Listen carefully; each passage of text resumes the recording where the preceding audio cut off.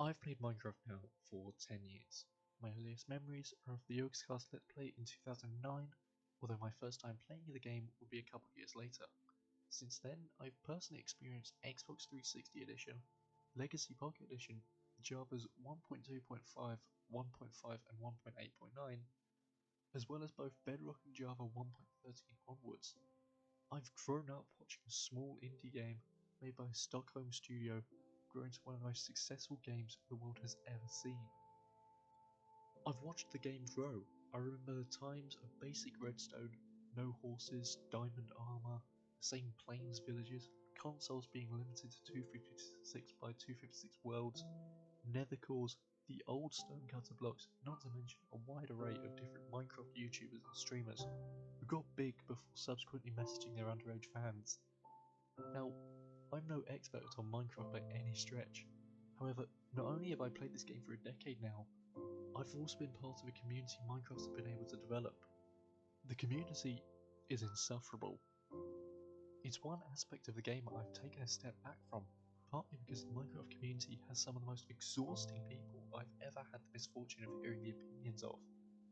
Now, this isn't Mojang or Minecraft's fault, although it is a prevalent issue I want to discuss in this video.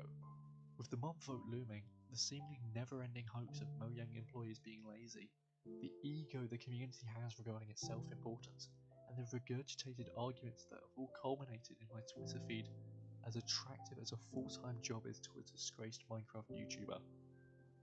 I'll be going through some frequently mentioned claims that the community has and why these range from reasonable complaints to absurd statements that I'm fed up with hearing. Before I begin criticising the community, let me get some frequently mentioned points out of the way. For starters, yes, the Minecraft mob vote is a growing issue that only polarises the community in recent years. I personally believe they're better off scrapping the idea, since all it has done for the past 3 years is cause arguments within the community and direct harassment towards Mojang. At the very least, all mobs going forward should provide a fantasy element to the game that adds a new mechanic or benefit to the player that can't be achieved using pre-existing methods. For instance, the penguin was a bad choice since the effect dolphins give could just be applied to boats. However, the rascal was a mob that brought a new mechanic that gives new and early players rewards for completing tasks. 3 real-world animals with replaceable features just doesn't satisfy this community with zero clue how game development works, which I'll get to later. 1.19.1 was also a poor implementation of a universally disliked feature. There isn't really anything I can say that hasn't been said already, nor is there much I can even defend about it, but I want to make one point here. Minecraft has been watched by parents for years after Mojang's work to utilise its popularity and mechanics in classrooms, and Mojang are keen to show that you can trust Minecraft to entertain kids. They even emphasise this on their EULA multiple times. Now for the hot take, chat reporting was inevitable. To prove Minecraft is a kid-friendly brand, with this fact not being exclusive to Bedrock and Education editions, Mojang needed to keep the game clean for all users, hence the chat reporting and EULA changes I will mention in a second. I just feel it was a matter of time before mainstream media started posting about Minecraft being used for hate speech or illegal content, much like Elsagate on YouTube. I mean, a quick Google search will show you people who have tried role-playing World War II Germany in Minecraft. I will recognise that this implementation sucked and is easily exploitable by bad people. I'm very thankful for the modding community who have worked to get server-side plugins to remove this functionality. I also want to acknowledge that 1984 in reference to chat reporting is hyperbolic. By playing any Minecraft multiplayer server, your connection goes through Mojang servers to authenticate your account, even if your server isn't a realm. They have the right to moderate content that passes through their network, including usernames and skins. Despite this, I also recognise that this moderation was applied universally when a much better implementation would be to give toolkits to server hosts to moderate themselves. Mojang, for whatever reason, does not want to dismiss their responsibility to moderate the community, which is admirable for safeguarding, but has proven to be a detriment to them in the long run. We will see this come up more in the EULA. While researching for this video, I discovered this isn't the first time EULA changes have been controversial with the community.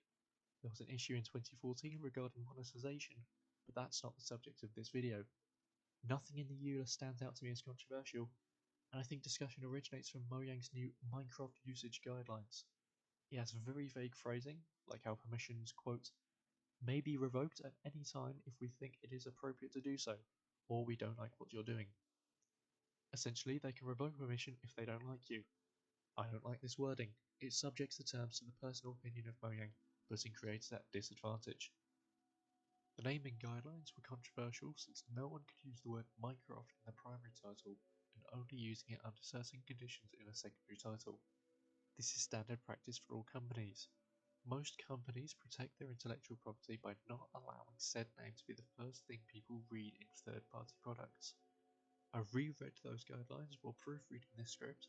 It doesn't mention YouTube videos at all, instead referring to monetized merch and established products. To reiterate, as far as I can tell, the naming guidelines do not prevent you from starting YouTube videos with the word Minecraft. These guidelines will not ban Minecraft but videos. YouTube videos do not apply to these rules. Half of these policies are so niche that they will not apply to the majority of people. However, Mojang requiring user content like mods, worlds, or skins to be appropriate for all ages is not only restrictive for creative freedom, but also unenforceable. Even if CurseForge or Planet Minecraft complied, nothing would stop independent developers from hosting their own sites containing download links, or jar files being shared by community members. A much better implementation would be to emphasize that Mojang are not affiliated with third-party content, and responsible use of mods is on the user. With all that covered, time for me to complain. It's so exhausting going on Twitter and finding Minecraft players screaming the minute Mojang decides to do something with their own game. It feels like Minecraft fans have such an ego to demand content from Mojang. For some reason, Minecraft fans are quick to make propaganda art of their chosen opinion, which is something I've only ever seen this community do. One of the most infuriating things I see is propaganda posters like this. Look a little familiar? Here's the original version censored for YouTube. Yeah, propaganda from World War II is being used online for arguments because players are unhappy with a feature being added to a game. This image has also been doing the rounds as of late. What no one has seemingly bothered to check, however, is the image's source. The earliest I could find was a website dedicated to a counter-protest against a far-right march in Poland, dated 2010. The original image has Hebrew, where someone wrote boycott the vote. The Hebrew reads, fascism will no longer exist here. I'm sure anyone educated enough on World War II will be able to tell you why Hebrew-speaking people don't want fascism in Poland. I found yet another mob vote poster while writing this script, except this time the original is racist. The Mojang logo on the left covers the face of the leader of the aforementioned country from the first poster. Conveniently censored off the white flag is, once again, a hate symbol. But that's not all. The other Mojang logo actually covers a racist stereotype of a Japanese soldier from World War II. The amount of art that hashtag StopTheMob got is weird. I can't stress enough that World War II is not an aesthetic to appropriate when Mojang makes an unpopular mob vote. War is horrible, and these sources are documentation of some of the worst, most inhumane regimes in human history. I think it really says something about the Minecraft community, where two of the cruelest empires in history are used to depict a Swedish games company as this dictatorial force that needs to be overcome. If you so desperately need to make a propaganda poster, and you resort to racist World War II posters, I don't think you have a point to make. Mojang are a company, not a regime. Stop using suffering under oppression to try and depict yourself as a victim. You're not victims. A so-called revolution won't change Minecraft. Stop role-playing and start behaving maturely on the internet, please. The arguments made aren't even coherent, as some posts contradict the ones they're posted next to. To think this is arguing and harassment towards Mojang staff originated from players being given the opportunity to influence what goes into the game is depressing. One nice gesture, giving the community input into the game, they spawned one of the most toxic conversations I've ever seen online. In 2021, Mojang began retiring their account systems and urged all users to migrate their account data to a Microsoft account as soon as possible. People saw this as a form of attack on Minecraft, as another example of how Mojang was the victim of Microsoft's capitalist and authoritarian position over Minecraft. Again, with the victim mindset, what's with the community and painting Mojang as this regime that needs to be overthrown? I used the Mojang website to sign up to Minecraft in 2018 when I bought the game, so I know what a Mojang account was like compared to a Microsoft one. It sucked. One of the biggest improvements of Microsoft's system was two-factor authentication, where the account would require a code from a mobile app in order to verify that a login attempt is coming from the account owner. These methods are a fantastic defense against account hacks, which were a very notorious issue in the days of Mojang accounts. Microsoft also puts more money into their security infrastructure than Mojang will ever be able to, making their security much better. The decision to guarantee the safety of users, and there is zero evidence to suggest that this was preparation for chat records in 1.19.1, contrary to Twitter speculation. Anyone making that claim is jumping to conclusions, or outright accusing Microsoft of being authoritative with no evidence. Microsoft has no need to touch the game. Minecraft is successful on its own and everyone at Microsoft and Xbox is well aware of that. Microsoft is only being brought into the discussion as a scapegoat for some people to avoid blaming the Mojang they've grown attached to. I mean, when has Microsoft been blamed for the failures of 343 when Halo has a bad update, or Bethesda when Fallout gets a bad update? Microsoft owns both of these studios, yet no one mentions Microsoft because it's irrational to assume that a parent company of a parent company are going to try and ruin your favourite video game. Notch handed over development to Jeb following Minecraft's 1.0 launch in 2011, before selling all stock to Microsoft in 2014. I actually remember this being radio news in the UK, which was huge to 9-year-old me. Since then, he cut ties with Mojang after he became known for tweeting poor takes that did not reflect the game nor the company's values. Notch does not want to be a part of Minecraft. He's done with it. Quote, "Thank you for turning Minecraft into what it has become, but there are too many of you, and I can't be responsible for something this big. In one sense, it belongs to Microsoft now. In a much bigger sense, it's belonged to you all for a long time, and that will never change. It's belonged to you all for a long time." People view Notch as this figurehead of the good old days of Minecraft, but those good old days were barely impacted by it, with most credit being owed to Mojang team instead. It hasn't been his game longer than it was ever his. Minecraft has never shown off working mobs to players during any mob vote. Since 2018 we've gotten 2D animations, and in 2017 the Phantom was announced with a board drawing and spoken description by Jeb.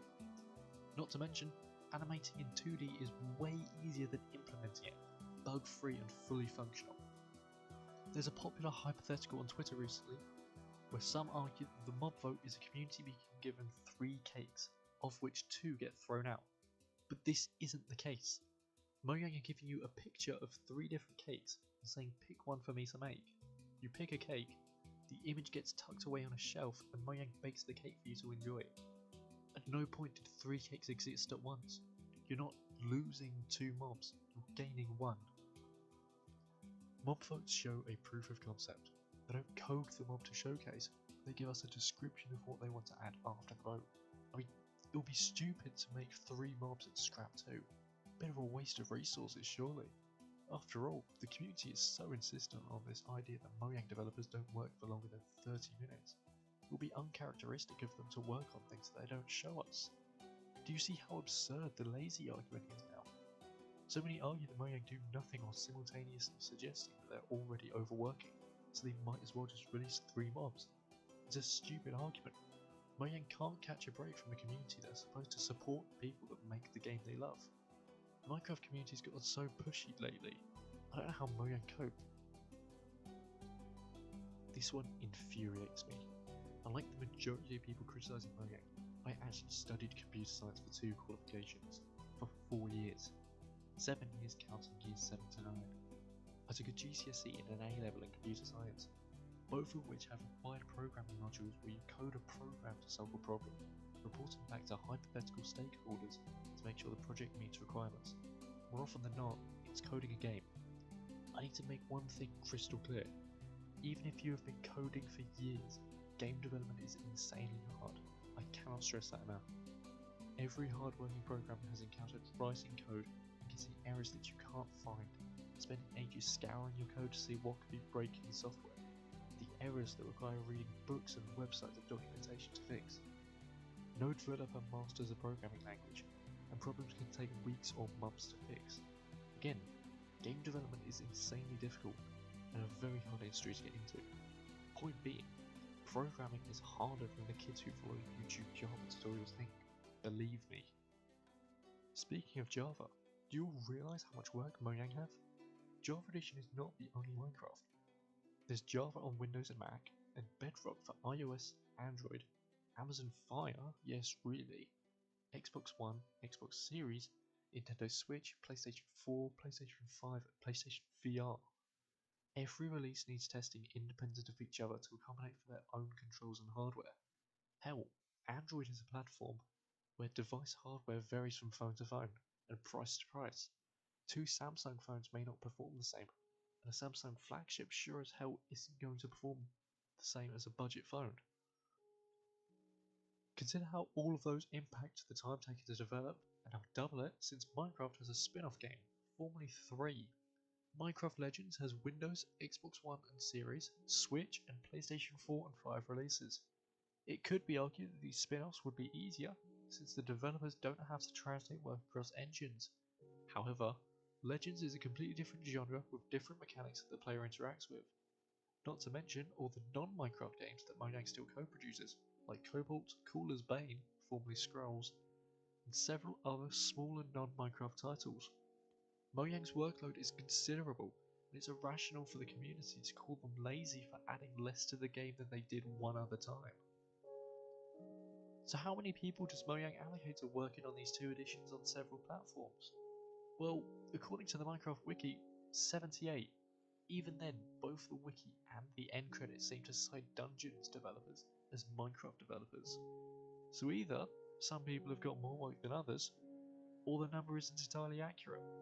The most definitive number for Java and Bedrock Minecraft comes from Dinnerbone in 2019, who tweeted a photo of the entire Minecraft Java and Bedrock developer team. This amounted to a grand total of 25 people. 25 people gave us the 1.14 Village and Pillage update, plus Minecraft Earth and Dungeons content. So, are Mojang lazy? Or do they have much more than the community credits them for, trying to juggle multiple games and satisfy a community that they, unlike other companies, work hard to connect with? Each update carefully adds content that integrates well into the existing game. Which brings me onto another topic, constantly badmouthed by uninformed players who don't know any better. Now, some updates have admittedly seen less content than others, but to suggest Minecraft updates bring nothing to the table is dismissive. There's this myth that Mojang spends a year to add one block type and a mob, which is again a myth the community has made for itself. Conveniently, the Minecraft wiki has a chart of all updates since 2009. I've gone through this chart and dotted each major update. The most updates in a year was 2012, but in that year we saw updates 1.0 through to 1.4, which did not add anywhere near as much content in comparison to today. Using the last 5 years, we can see how much Minecraft has updated in recent years, like how half the updates have been released in the 23rd week of the year, around the start of June. 2019 saw 1.14 overhauling the trading mechanic, introducing pillager patrols and raids, bamboo workstation blocks that gave us villager trade farming as well as providing the player with other uses, stone cutters, composters, jigsaw structure blocks, looms, scaffolding, berries, crossbows, wandering traders, and the new vanilla Minecraft textures, just to name 13 of the notable features that the community loves. All that by 25 people across 2 code bases in 1 year. We also got the 1.15b update, which was smaller. However, in parallel with 1.15 development, Jeb was also showcasing how combat snapshots for a potentially balanced combat system were building on criticism from 1.19, although this has yet to be released. 2020 gave us the Nether update, one of the biggest overhauls in world generation ever. We got Netherite, 2 Nether forests, lodestones, respawn anchors, pigstep, hoglins and zoglins, striders, 2 additional biomes, bastions, ruin portals, the locate biome command, bartering, custom dimensions, F4 game mode toggling, and lava pushing entities, making blaze farms able to use lava to direct blazes into killing funnels. I count 14 major additions, half of which was developed during the COVID lockdown. This is an update still praised by the community as one of the best in Minecraft's history. Netherite acts as a stronger armor to stand up against tougher raid enemies, whilst bartering gives the player yet more ways to obtain resources, besides extracting, farming or trading with villagers. 2021 saw two updates once again, being the 1.17 Caves and Cliffs update, which they later split into two updates to make development easier. I remember the entire community supporting this change, despite the change delaying some anticipated content by another 6 months.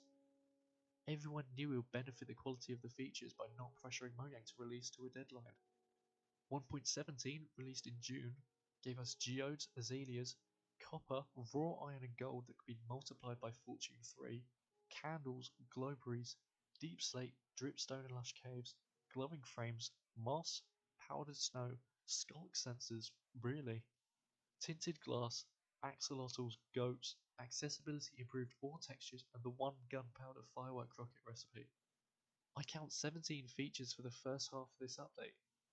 1.18 focused on world generation, giving us the Lana rain track other side, negative terrain generation and 3D layered biomes, aquifers, improved cave shapes, 3 cave generation algorithms, meadows, groves, snowy slopes, jagged peaks, frozen peaks, stony peaks, larger ore veins, and near seamless blending of old and new chunks, new generated terrain below Y0 for every chunk, 8 biome-specific and menu songs composed by Lana Rain and Kumi Tanioka, known for her Final Fantasy work, overhauled biome generation, overhauled ore distribution, the mob cap is now set per player and not per server, and the increased height limit ranging from -64 to 320. A further 20 notable additions, building on from 1.17. In total, Caves and Cliffs gave us 39 major additions in a year. It was a literal world-changing overhaul to the game. 2022's 1.19 update was another slightly smaller update, but not to the scale that 1.15 was. Players got frogs and froglights, mud, more sculpt blocks with functionality, the music disc 5 by lead sound designer Samuel Arberg, recovery compasses, goat horns, allays, wardens, chest boats, ancient cities, deep dark, mangrove swamps, 3D biome blending, 4 more Lana Rain in-game songs, and Swift Seek. Many of these additions build on previous updates, like the further improvements to 1.18's 3D biomes, now transitioning smoother than before, or giving content to the previously added skulk sensors. Still, 1.15 additions refresh the game a little more for those seeking adventure. This is another complaint I will elaborate on in the next chapter. I understand the criticism for this update for not providing as much content as before. No overhauled mechanics, just new additions and a challenge for those who seek it. The Warden isn't the reward, but the Ancient City has great loot in exchange for challenge. The Ancient City works well to integrate into the Deep Slate and negative depths of the last 2 updates. Once again, an underrated update that tries to build on what came before it.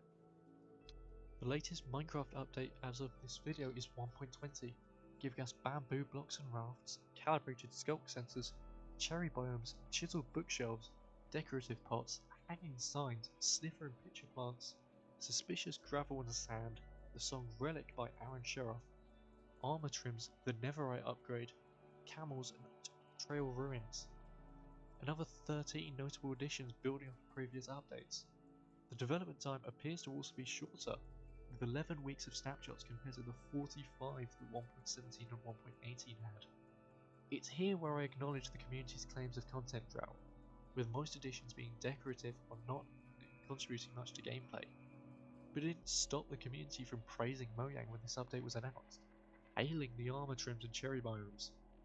Building on from their 1.16 edition, this update also nerfs Netherite, a change I've heard the PvP community calling for since its introduction in 2021.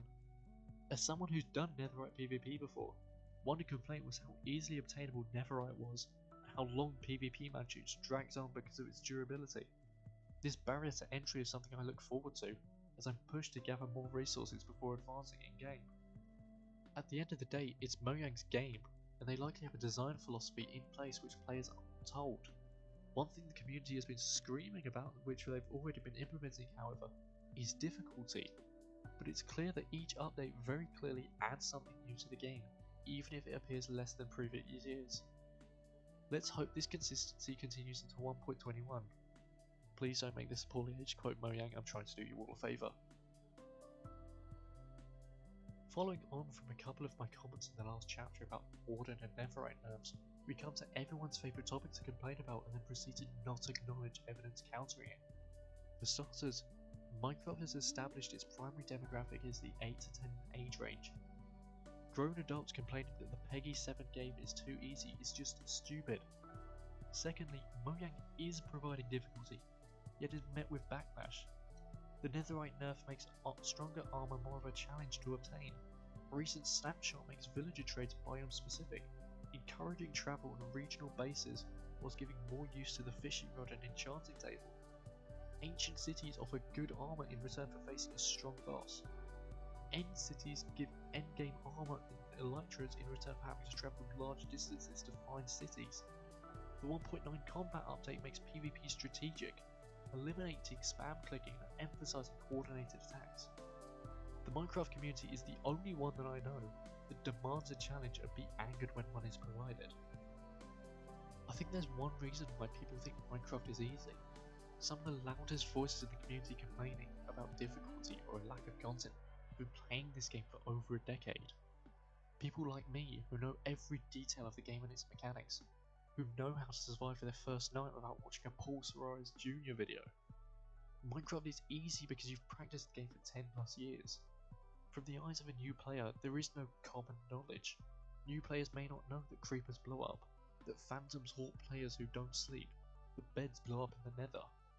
This is actually something I want to experience again, hence why I haven't played the game in a month. If you're interested in seeing Minecraft through the eyes of someone who's never played the game before, subscribe since I'll be working on a video which achieves just that. I saw a TikTok a while ago about criticism last year when 1.19 was described as underwhelming. Someone on my feed had an insightful perspective. I'll try and find the video, otherwise I'll paraphrase it. Minecraft is one of the only games that charges a one-time charge for free updates annually.